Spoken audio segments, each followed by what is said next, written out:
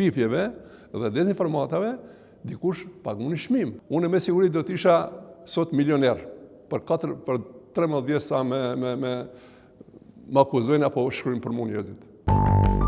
Fahri Musliu ka jetuar për një kohë të gjatë në Beograd. Ai është prej mira lajmeve të rreme të cilat e portretizojnë atë si baba të presidentit të Serbisë Aleksandar Vučić.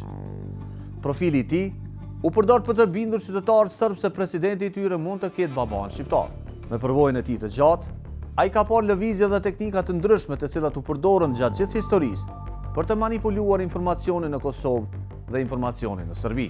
Mirë, po shkaku i atyre rrenave, të rrenës në përgjithësi, apo në këtë rast shpifjeve dhe dezinformatave, dikush pagun një çmim. Po të kishte ligj në këto hapësira, unë me siguri do të isha sot milioner për 13 vjet sa me akuzojnë apo shkruajnë për mua njerëzit. Do të isha milioner. Se do të isha fitues në çdo procedurë gjyqësor. Aty është pa dilemë, s'ka dilemë aty.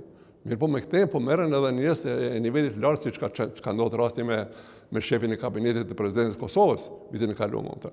Pra këto janë çmendurinë të njerëzve, njerëz që nuk mundën me u hakmarr dikujt tjetër, atëherë nëpërmes tesh mundohen me u hakmarr personit në fjalë.